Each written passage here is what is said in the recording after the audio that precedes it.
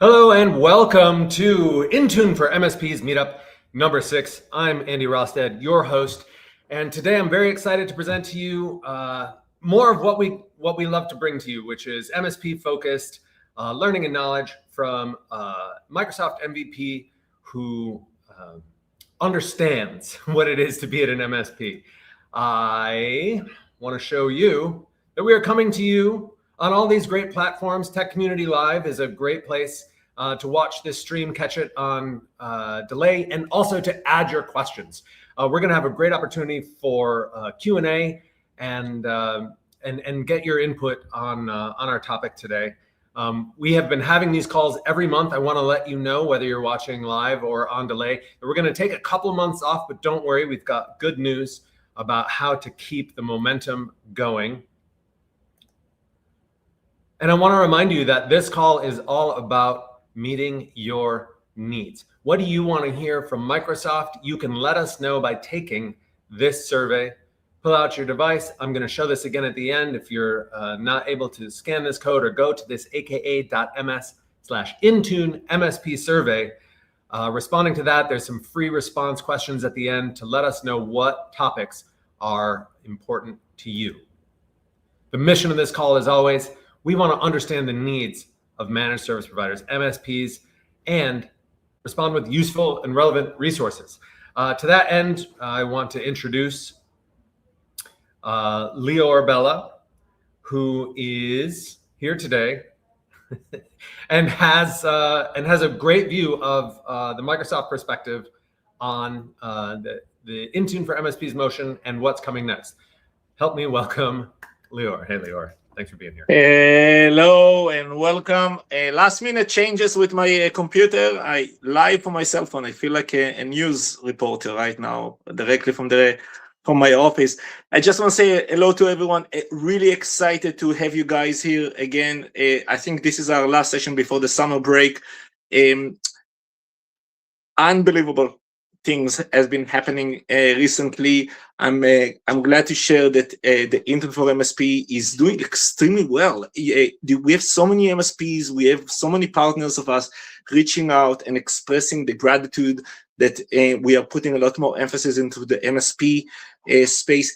We are preparing some really cool stuff for you guys for next year. Next year, I mean July for Microsoft Way. Microsoft will start in July. And we are adding additional products. So Windows 365 is officially in Edge for Business. You're going to hear more about Microsoft for MSP. Intune for MSP is staying around, and it's still our most crucial solution. However, we're going to expand additional products on top of it to give you the full Microsoft ecosystem, including our security product. So I believe even my LinkedIn today, I'm going to share some information. I even created a video game for you guys. But with that being said, I really want to make sure that you continue giving us feedback. We take your feedback very seriously. A lot of you reaching out to us directly, either on the group or in LinkedIn or anything else, and giving us a lot of great feedback. We want to make sure that we position you to be successful. I know I sound like a broken record every month, but this is the emphasis. The main motion that we are driving over here is how we can help you MSPs drive more value to your customers and kind of remove a little bit the Microsoft pain that some of you dealt with. And we guarantee that things will be moving, and you're going to see us in a lot more places. You're going to see us with a lot more partners. You're going to see us with a lot more products.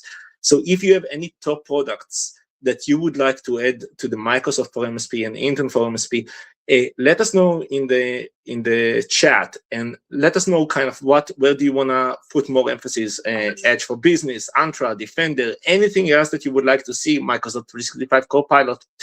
The more you ask, the better energy we have to go internally and get some of those alignment.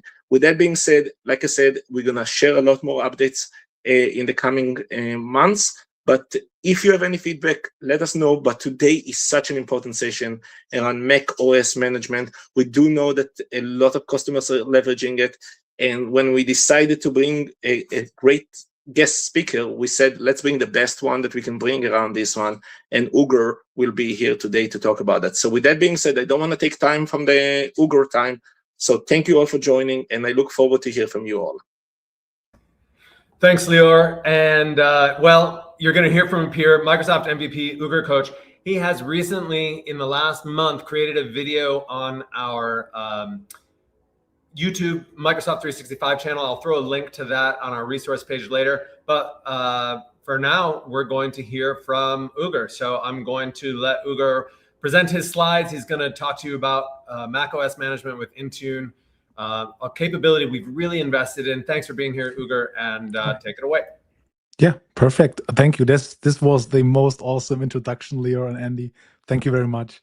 We're glad to be here. And actually, this is one, if not the most important topic right now for a lot of MSPs and customers out there. This session, again, will be about macOS management with Microsoft Intune. Obviously, this is actually a perfect timing for this session because Apple has had a recent event called WWDC, where they also announced a couple of changes, new additions to device management. We will talk about these news. We will talk about basics, good practices, things to look for, and here and there a bit of opinions about what configurations would be best and what even not to configure in your environment. Yeah, my name is Ugur. I'm a Microsoft MVP for Intune and Security Copilot. And at the very end, I will also present you with a couple of community resources that other MVPs and I have built for you to use. Perfect. Let's get started with the first slide.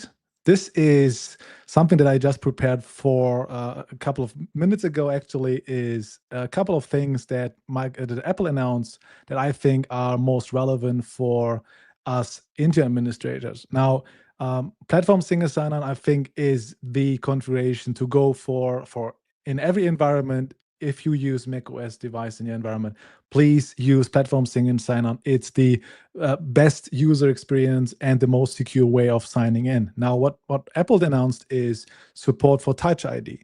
This was something that we were missing. I want to make it even easier for the user to sign in. Don't use your password, just use your Touch ID, like most people, like most attendees maybe are doing right now on their personal devices.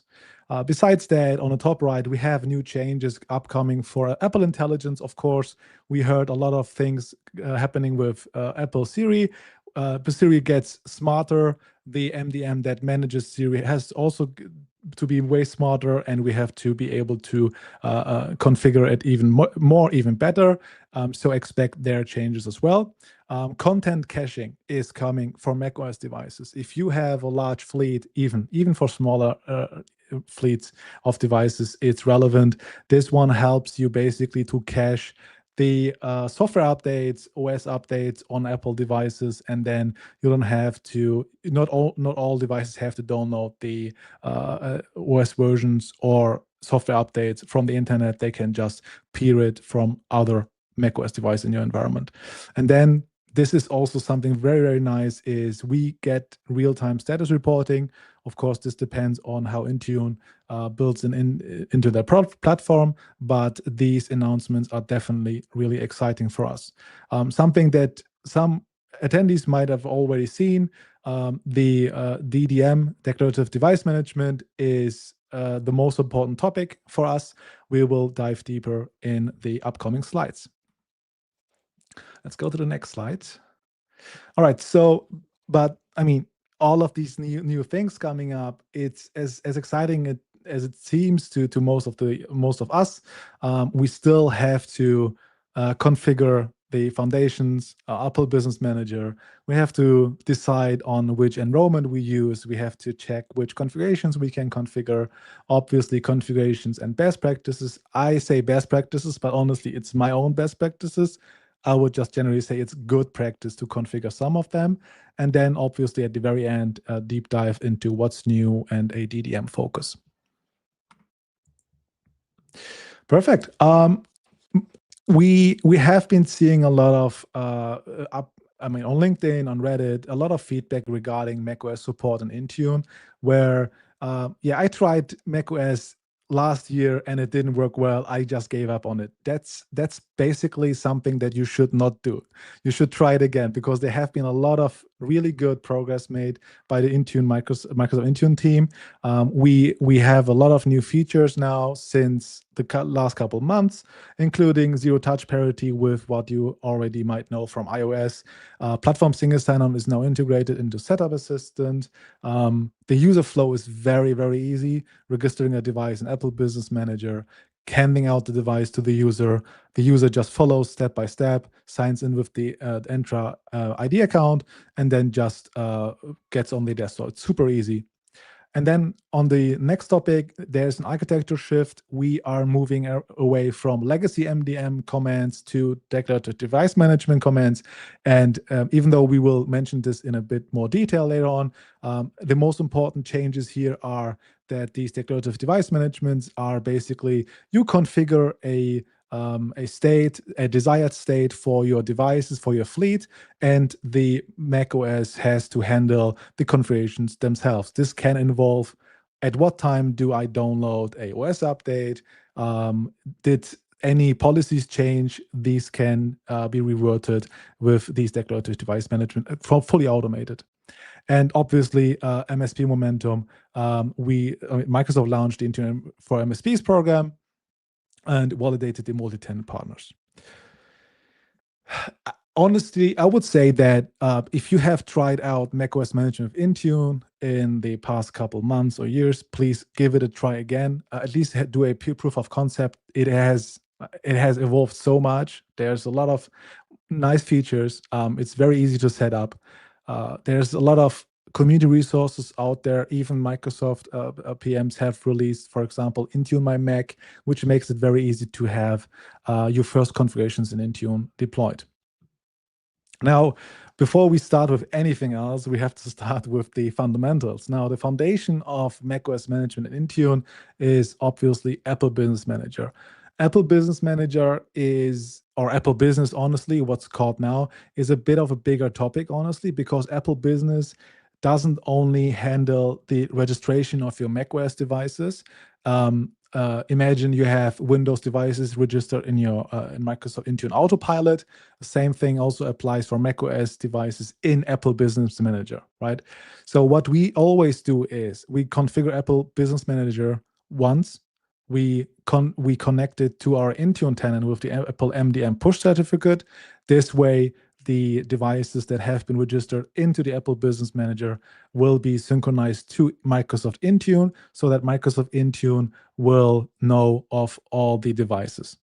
In Intune itself, I can configure an enrollment profile or an enrollment program token, which basically configures what how the user flow should look like, what's the experience like, what configuration has to be configured. Something like macOS Labs, for example, which honestly everyone was waiting for, is now there since a couple of months. All of these things can be configured in this enrollment program profile. Last but not least, you also want to deploy apps. Some also deploy books. I haven't done that, but for these two cases, you want to have your volume purchase program token configured. All of these are very well documented in the Microsoft Learn documents.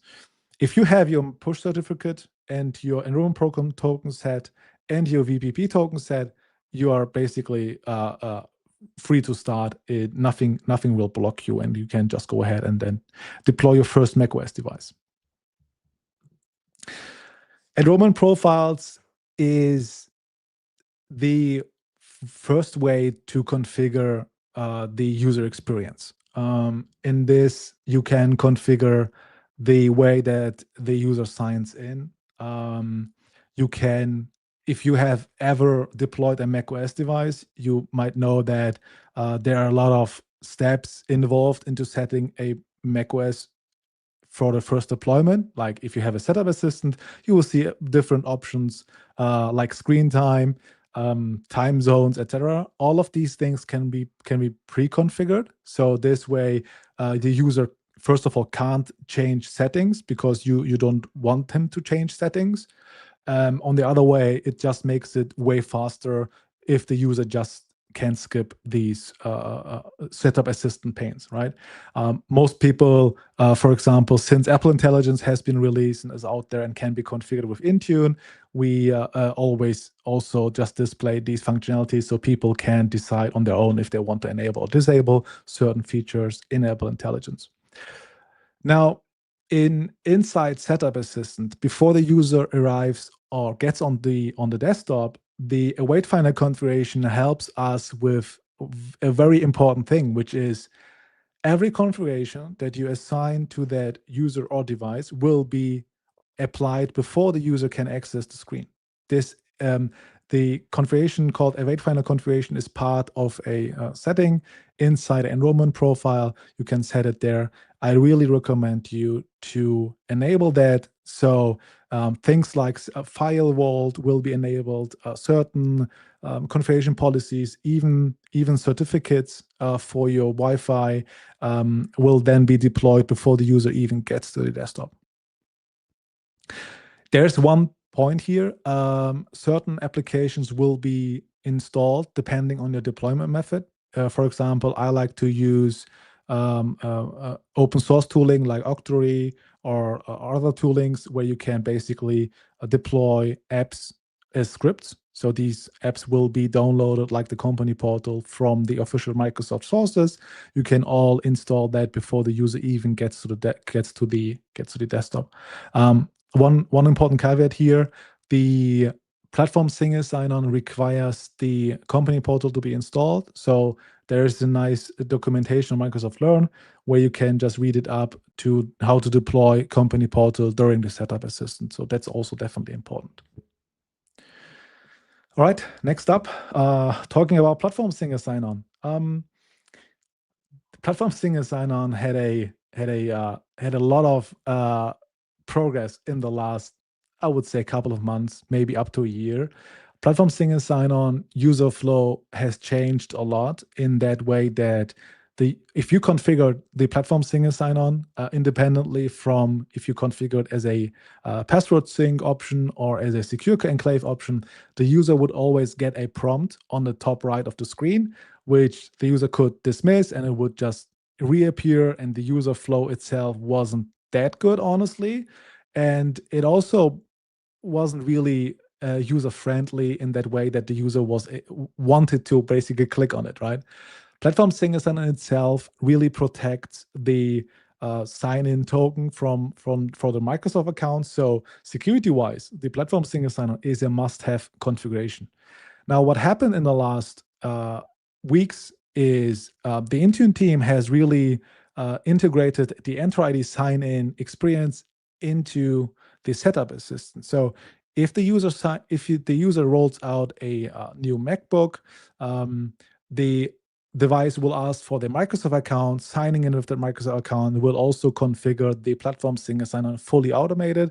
The user doesn't have to click on a prompt, accept any other prompts, and then go into the system settings. All of this is not required anymore. The admin can pre-configure everything around that for the user itself. Again, security-wise, this registration with platform single sign-on is definitely very important. For the user flow itself, it doesn't have any impact. If you roll out a MacBook, the user has to sign in with the Microsoft account either way, right? It doesn't change the user flow, but it's really zero touch at that point. It's really on par with iOS at that point. All right, next topic. 3 policies that must work together. Settings catalog for platform single sign-on. There is a setting called enable registration during setup. Please set that to enable. This is the important setting to configure. As I already mentioned, the company portal has to also be deployed on that device. And then the automated device enrollment profile also has to be configured, especially the await final configuration has to be enabled. This requires macOS 26 for the people out there that are using older macOS versions. All right, labs, the local admin management. This was one of the biggest topics around managing macOS in Intune. and I'm very happy that it's there. You can configure it.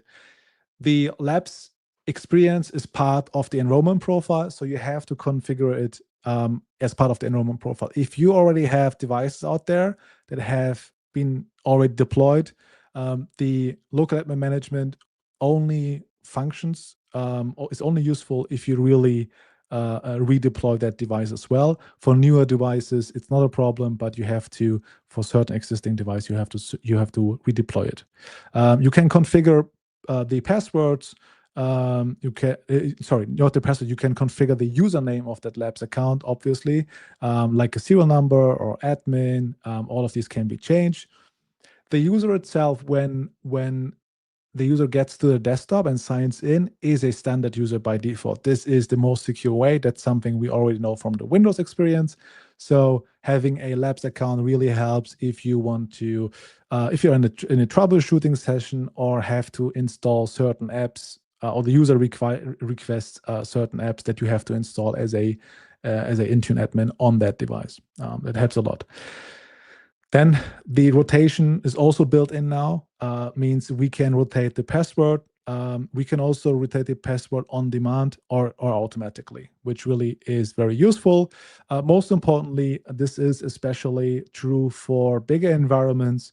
The Labs feature supports Intune RBAC. Basically, you can decide who can view and rotate these passwords for that admin user on that device. All right, security controls. Obviously, you want to have disk encryption for macOS devices. It's called FileVault. It's the same thing as BitLocker for Windows devices. FileVault can be configured in a way that as soon as the setup assistant, the first start experience starts on the MacBook, it will be already starting to encrypt the disk. So before the user gets even to the desktop, has a chance to do anything, the disk is already encrypted. This is the most secure way. Again, there's a setting called encrypt during the setup assistant, and then you have to enable that, and then it will configure itself. Firewall is also enabled, I think, either by default, but you can still configure it through endpoint security policies or the settings catalog. Baseline hardening. There are some baseline settings out there. I honestly there are a couple of open source community solutions out there, but there are also baseline policies that Microsoft recommends. There are some on the Microsoft docs and Learn docs. Some very simple things are gatekeeper password rules. You can find the endpoint security policies there, settings catalog. Most people start to check the CIS benchmarks. I honestly, you should be careful what to configure. Some things tend to break features, honestly, but there are a lot of solutions out there or community resources that help you set up your first base of configuration policies. I will mention them at the very end. Some of these toolings around your how you can get started very quickly is obviously Open Intune Baseline. I think most of the attendees here will know this tool by now. It's very popular, not only for Windows, but we also have macOS policies in there, so you can import them as JSON files and then use them right ahead. There's also a project called Intune My Mac that's from Anil, part of the Microsoft Intune team. He has basically created a production, or let's not say production based, but definitely a set of policies that you can play around and test your deployment of macOS devices. Obviously, there are no production ready policies. Every environment has their own special needs. So, but it's very easy to just get started with these two resources, honestly. If there are policies that are not configurable, they are not in part of the settings catalog or of the endpoint security blade, you can configure these as mobile config files and upload them. Especially if you have applications that require certain permissions to access the file disk, access the webcam, and microphone, for example, these can be configured with mobile config files. Also, for mobile config files, there are a lot of examples out there that can be found, especially for Teams, Zoom, etc. Maybe just to that point, the very bottom part, the settings catalog first.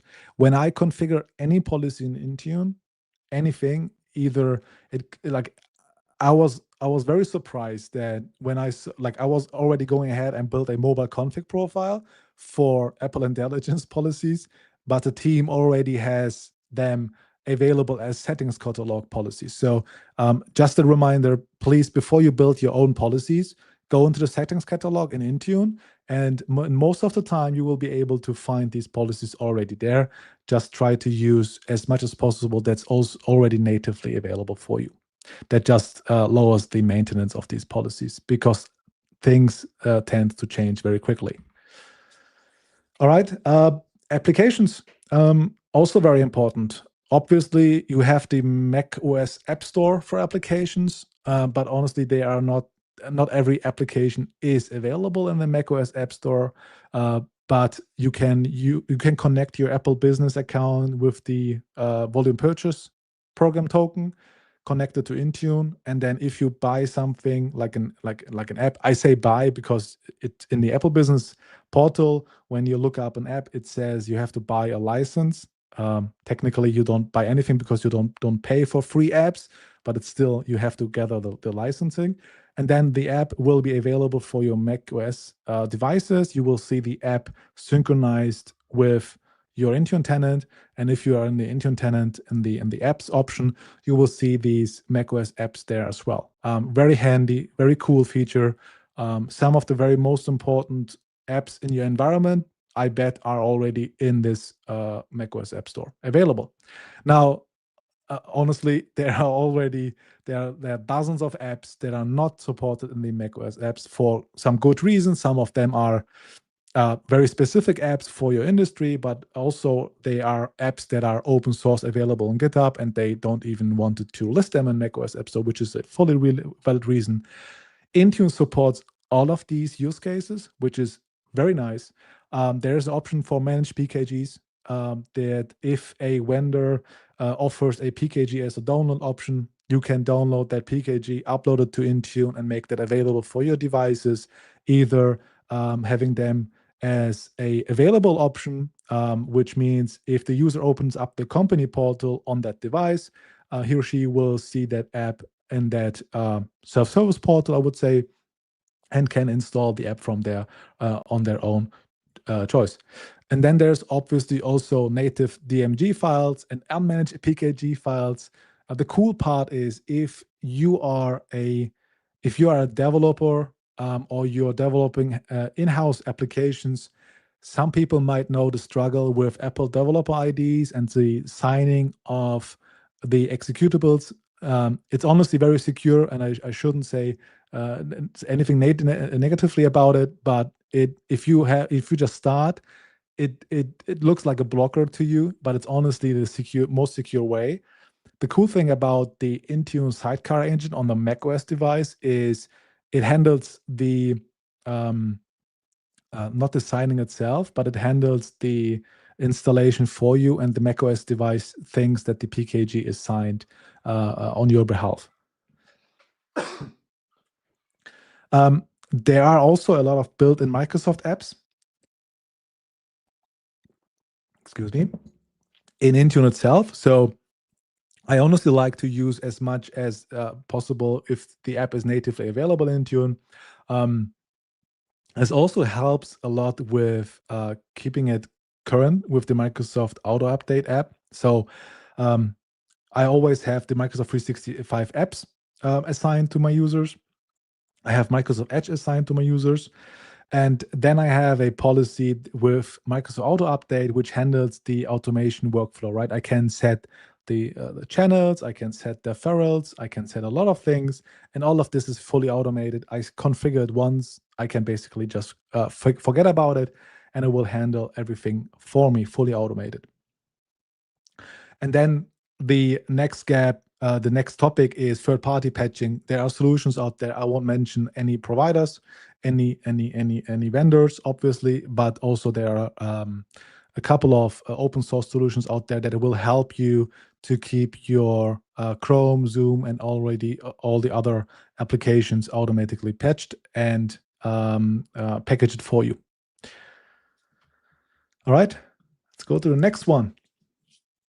So all the things that we just talked about sounds a bit, I don't know if it sounds easy. I can't see the reaction of the attendees here, of the people watching, but when I explain these steps that I just showed you all, it might look complicated, but it's actually very easy.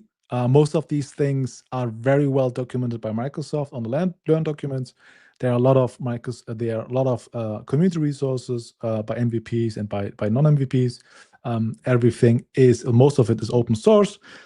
Configuration, either you use Open Intune Baseline or Intune My Mac, which helps you with the baseline of settings and policies.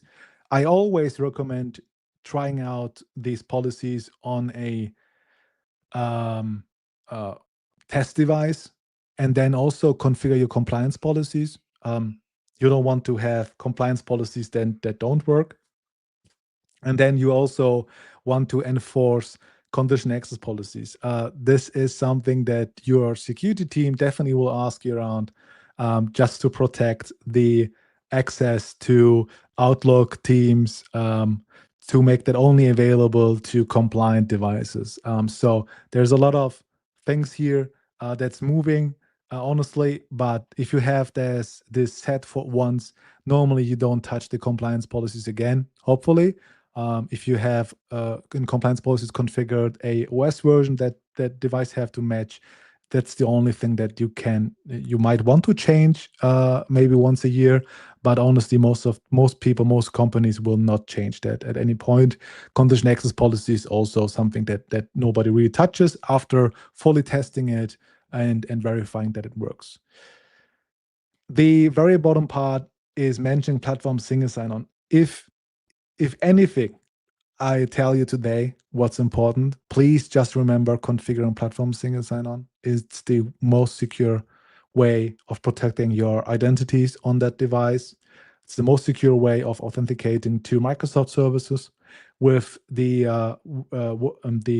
Apple WWDC announcement, we also even get web authentication support for platform single sign-on, Touch ID support with some platform single sign-on. So there's from a user standpoint, from user flow perspective, there's nothing that speaks against using platform single sign-on. So everyone, that's completely win-win situation right now. All right. Speaking of Apple WWDC, declarative device management was a huge topic. Declarative device management for me, when I heard about that, I think last year when Microsoft told everyone, hey, we are going and moving to declarative device management as one of the very first MDMs to support that, I was like, okay, what's the advantage here for an Intune admin?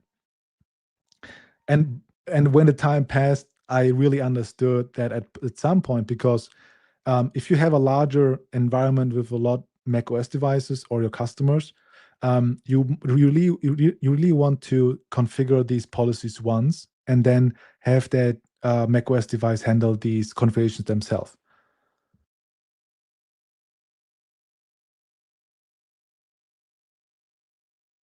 I needed to drink something, sorry.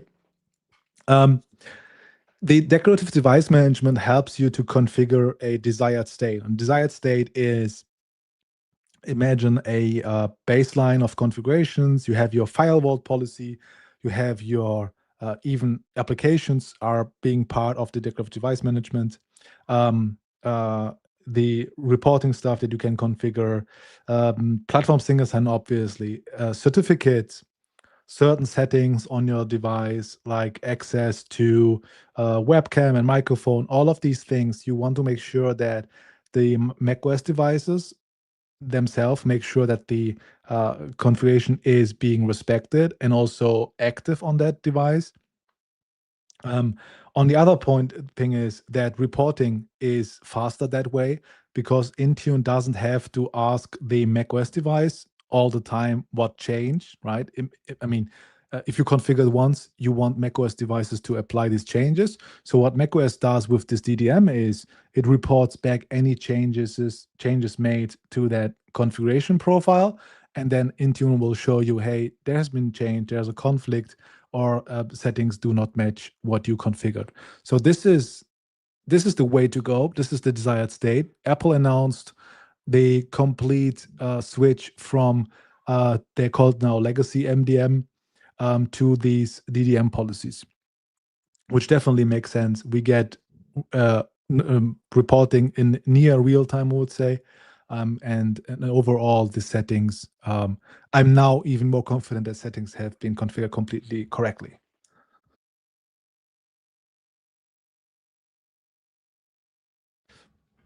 All right, next slide.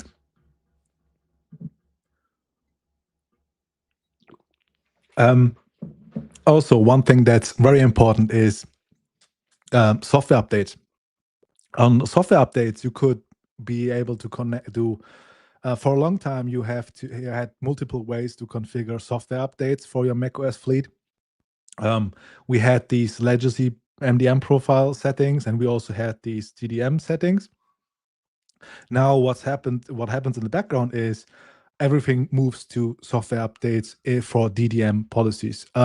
This way, we can get a bit more advantages, which is, first of all, we get support for the newest feature flags, the enforced latest versions, targeted versions. I can set a date and time to install these updates. When I configure a policy and say, hey, please enforce the latest version, I don't set a targeted version, and I just say, hey, this latest version has to be installed on X days after release.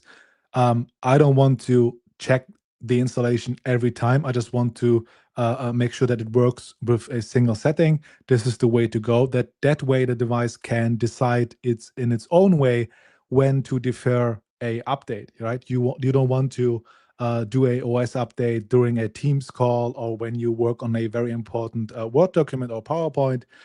Just making sure that the device only updates when it's either idle or when then the user accepts the restart on that device.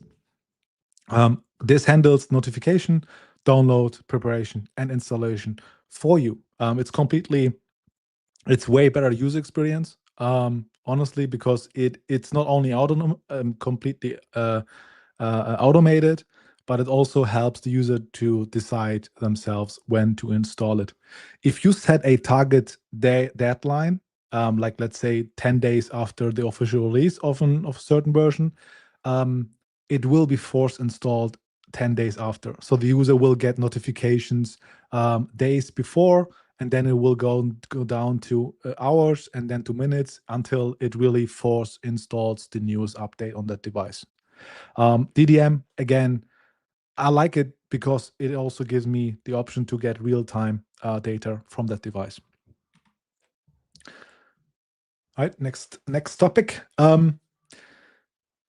So first of all, I think I mentioned that a lot. The DDM policies, we get way more now. Currently it includes software updates, passcode, Safari, disk management, and Apple Intelligence settings.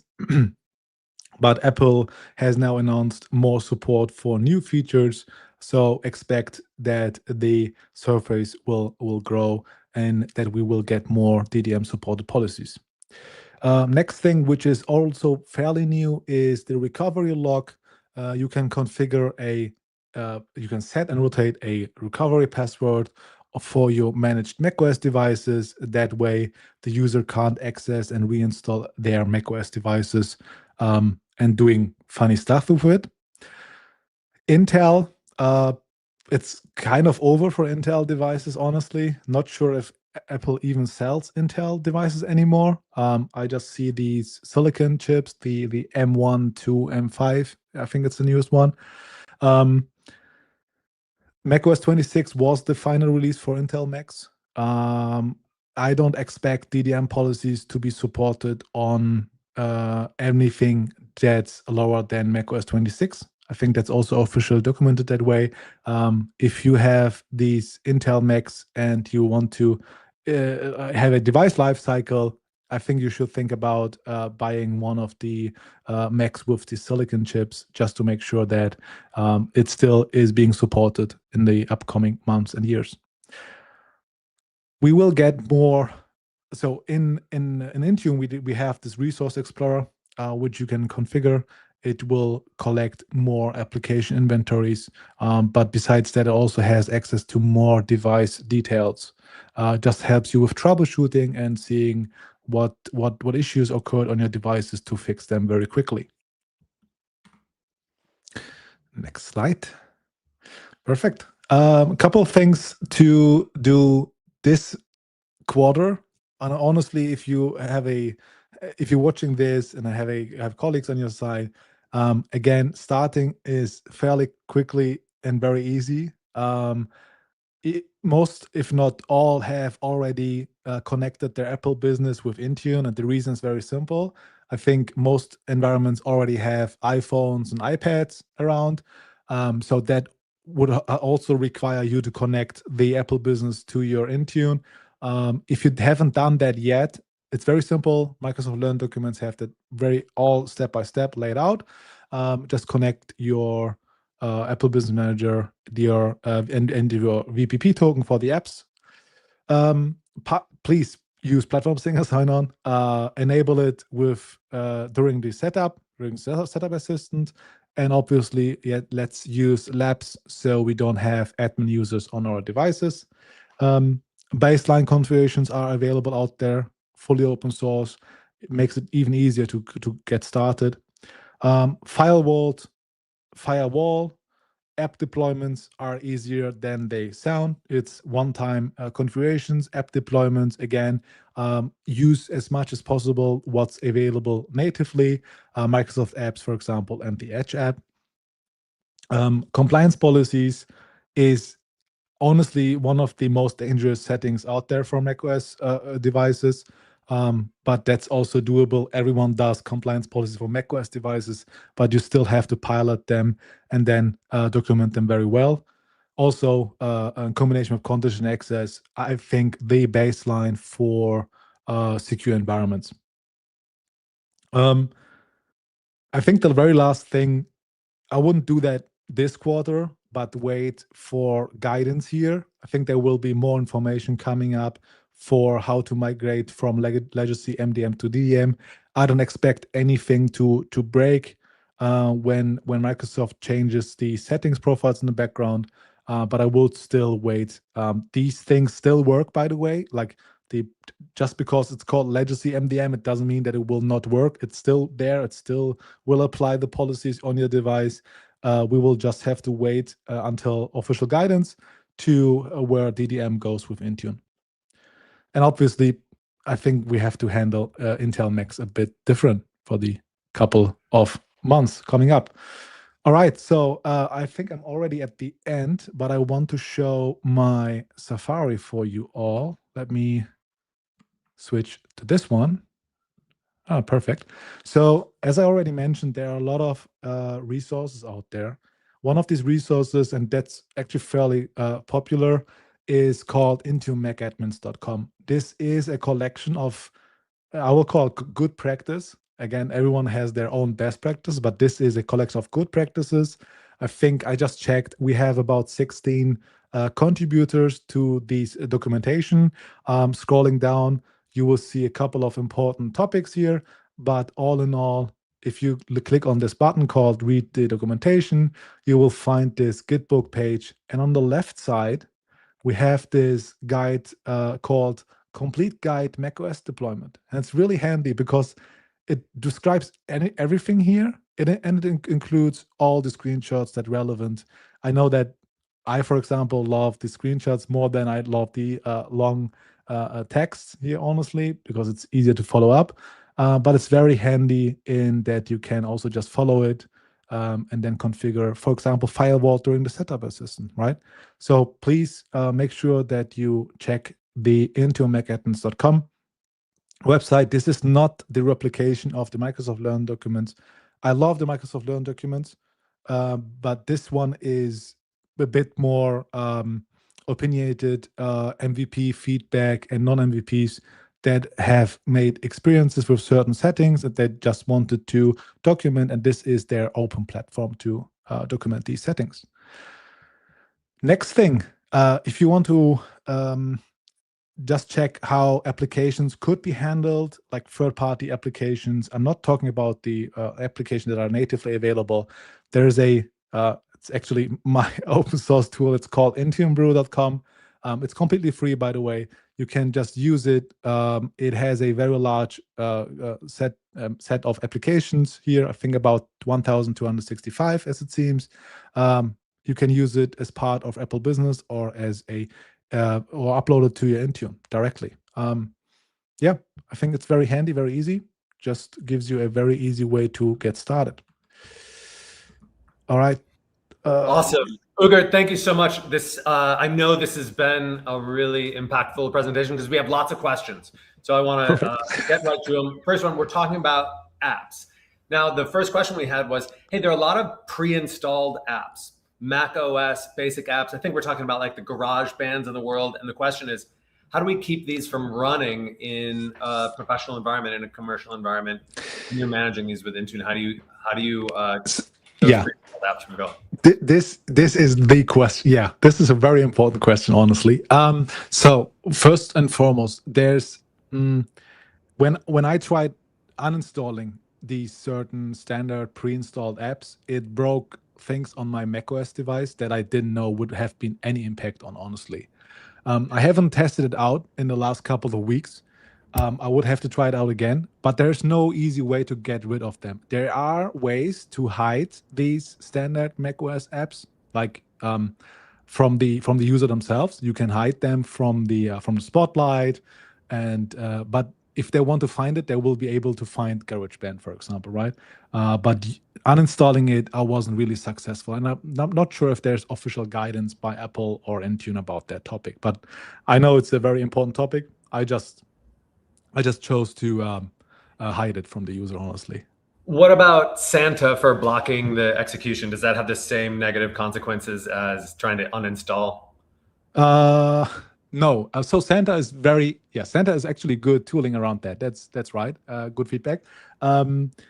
So Santa is a way to block binaries. The cool thing is Apple announced that they are also supporting blocking by these binaries.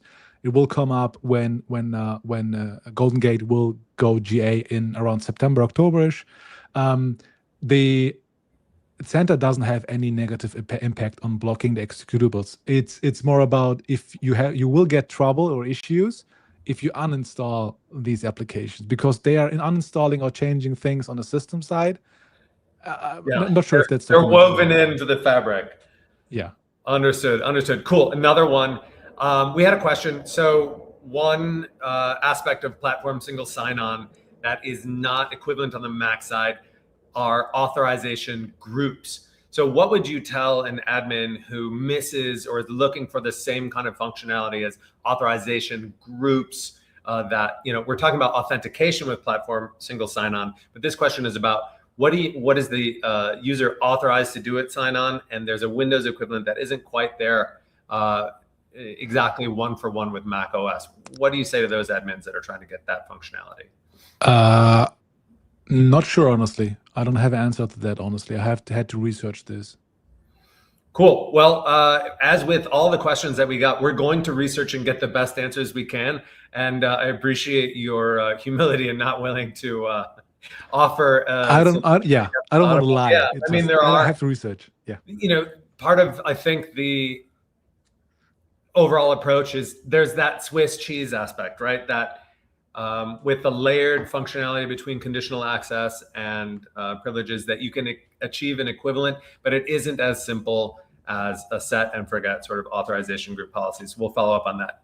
We have another question here about, does Mac OS have a BitLocker To Go equivalent that we can manage through Intune? Ooh, that's interesting. Media. Yeah, right. We've got a great audience here. Thrilled. I love the questions. I have never thought about that. So, I mean, BitLocker To Go is a nice way to handle these USB stick scenarios where you want to have these encrypted as well.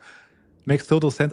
I'm pretty sure there are equivalent features, functionalities, but I've never used them. I just use Firewall for disk encryption, but I've never encrypted a USB stick on a Mac. It's amazing. I didn't think sneaker nets still existed, and yet like those thumb drives, mission critical. Another question. We got a couple minutes left here. Here's one about enrolling shared devices without user affinity. This is like in education scenarios. Can you use the setup assistant panes in that setup assistant screen for enrolling a shared device without user affinity? Have you come across this one? Yes, I think you can. Yes, that's a yes. Okay. All right. So another question. How do you manage Safari settings for Intune? Is it possible? What do you do? Yeah, so there are a couple of settings for configuring Safari as well, and I agree there are a lot of more edge settings available than for Safari, but I'm not even sure if Apple themselves exposes all settings for Safari. Would have to look that up as well. But there are some very basic settings for Safari. I know that some people just use mobile config files to configure Safari, so that's an alternative. That's also possible and doable. But I think natively available, it's not that much. As you said, when you start making these custom configurations, you start increasing your level of maintenance. And I, of course, would be remiss, and my colleagues would scold me if I didn't say that you can just use Edge for Business. It's great. It's got all those controls you need. And Ugur just told you how you can limit the use of Safari so nobody even sees it. All right. Okay, here's another interesting one. So AirDrop could create some data leak possibilities. Have you any experience with controlling or limiting access to AirDrop? Yeah, in most environments where I'm working at and give feedback to, we just honestly just block AirDrop.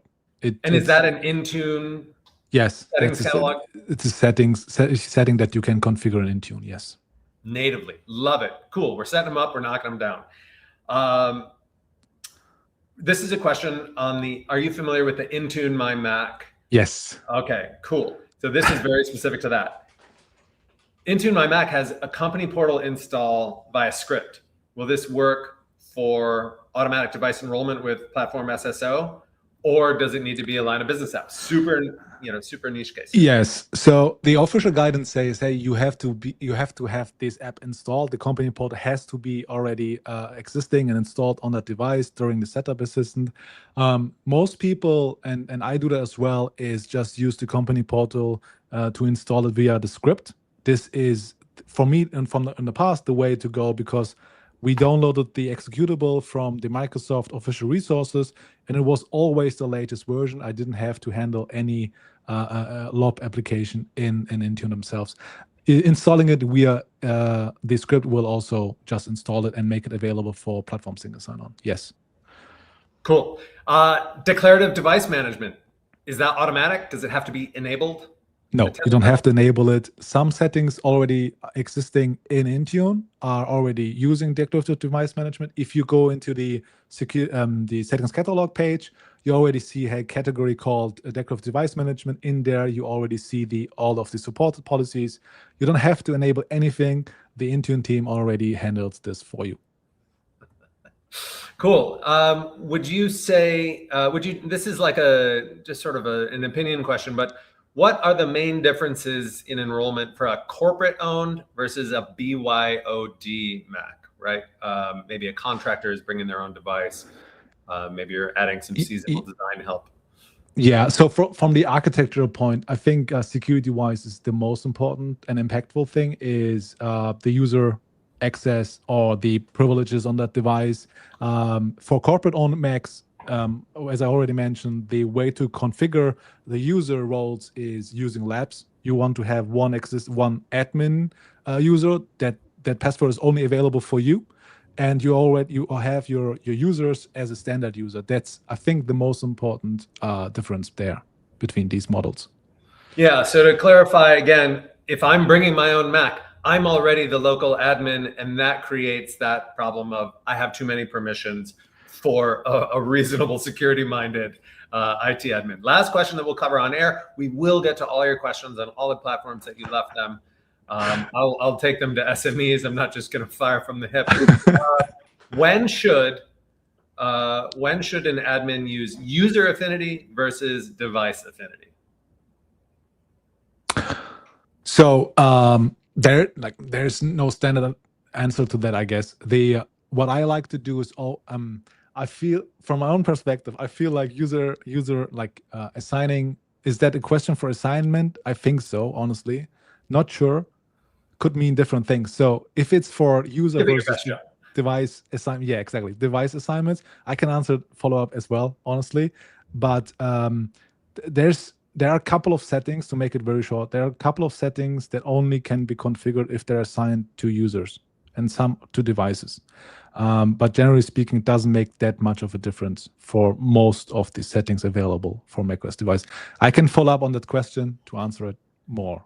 Perfect. Sounds like, and if I heard you correctly, there are some settings that are unique to user and some that are unique to device. So it's really a use case got to drill in. So if you ask that question, follow up with a little more detail so you can get a tailored answer from Ugur. And Ugur, I'm going to let you go as I do the wrap up here. Thank you so much for all your contributions to the Intune community, for being here, for making that awesome video. I'm going to put that on screen in just a second here, but check out Ugur's resources, and thanks very much for being here. Samuel, take me to my slides, please.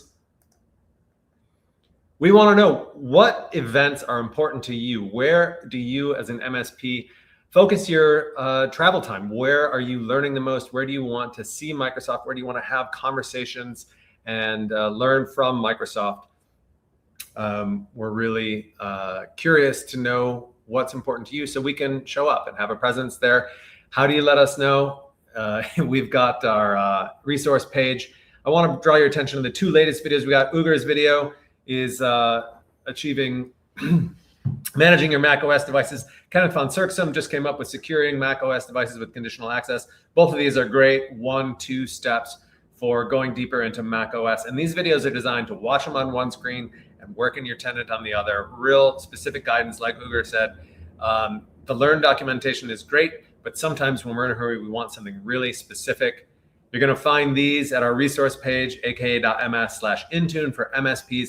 Here you're going to find links to our partners that enable multi-tenant management. If you are new to the call, you may not know that we have partnered with 5 independent software vendors to solve the problem of how do I manage 100, 1,000, multiple tenants from a single control plane so that I can use Intune and the rest of the M365 suite for my customers.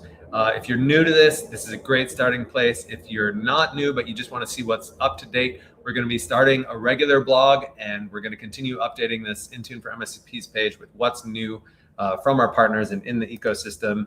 And again, let us know what you want to hear. We're going to take 2 months off, come back at you with, as Lee Ortiz, a little bit more Intune for MSPs content. We're going to introduce you to how you can plug into some of the other products that are going to be joining this for MSPs agenda from Microsoft. And I want to thank you all. This has been a really successful run, and I wish you all, wherever you are tuning in from, productive sessions, and really thank you for your time and attention. It's been a pleasure to be a part of Intune for MSPs Season 1.